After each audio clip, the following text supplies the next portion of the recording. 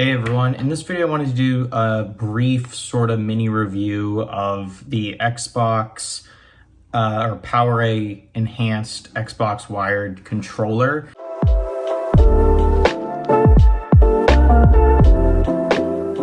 So I bought this thing like a few years back. This is when I had the Xbox One. I was on the last gen console. I recently upgraded to Xbox Series S. But because this is sort of like universally compatible with Xbox devices, it has a USB or micro USB to USB-A connection. This can work with like almost anything and can also work on PC.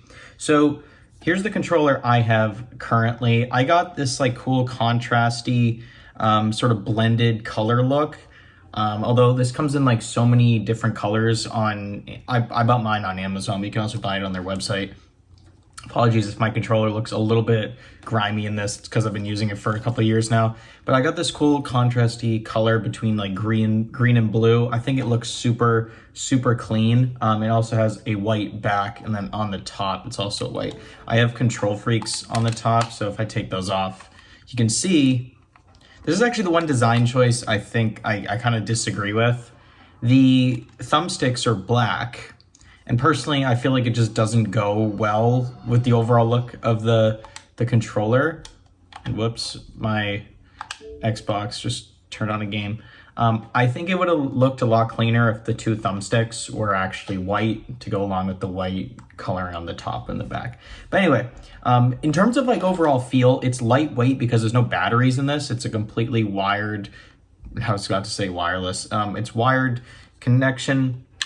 Another downside I want to mention is it's using micro USB as a connection, and also the port in here is kind of recessed. So you kind of need like their proprietary cable in order to actually use this. So if you break the cable, odds are you might have to just go buy another controller, which is kind of unfortunate.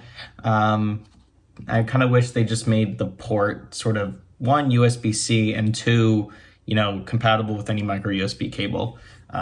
Because ultimately that's how it gets power and it's how it transmits the data.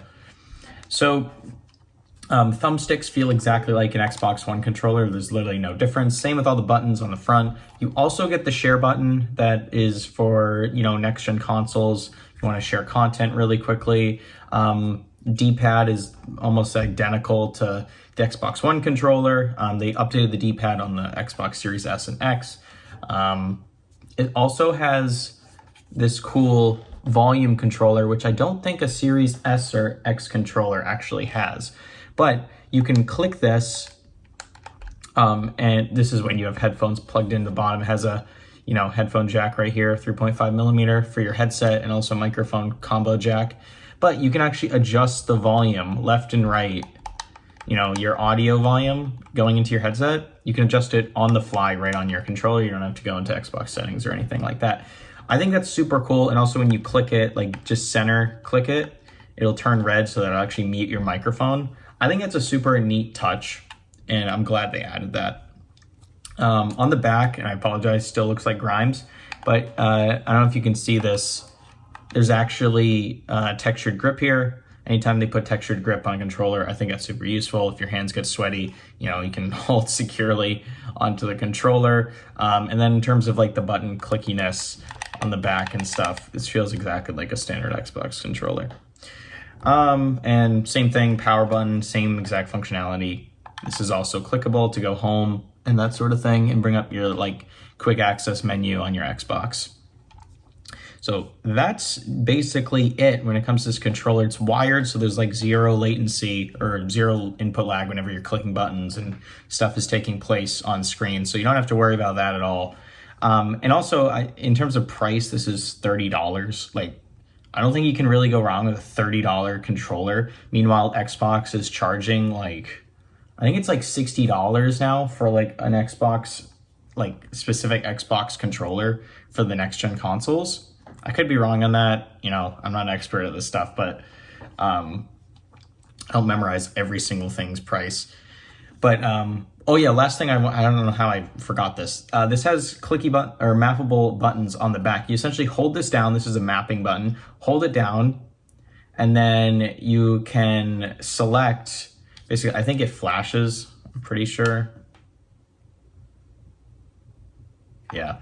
So you hold that down, that'll start flashing, and then you can like select any button you want and map it to the back, left, and right triggers. So if you're a fan of like COD or something, you can select A while it's blinking and then click the back paddle to basically tell it, okay, map the A button to the back right controller. This is my right, your left. But yeah, that's super useful for jumping and drop shotting in Call of Duty and other games like that. Normally this is a feature found only on, advanced Xbox controllers sold by Microsoft, or SCUF controllers, which are like well over $100. But the fact that you can get that on a $30 budget wired controller from PowerA, I think that's a super, super big plus. So I think I hit on every feature on this controller. That's basically it, guys. If you enjoyed this video, like, subscribe to the notification bell, comment down below if I should check out anything else, any other controllers out there, or any kind of content you guys are interested in seeing in the future. So with that, thank you so much for watching. Peace out, everyone.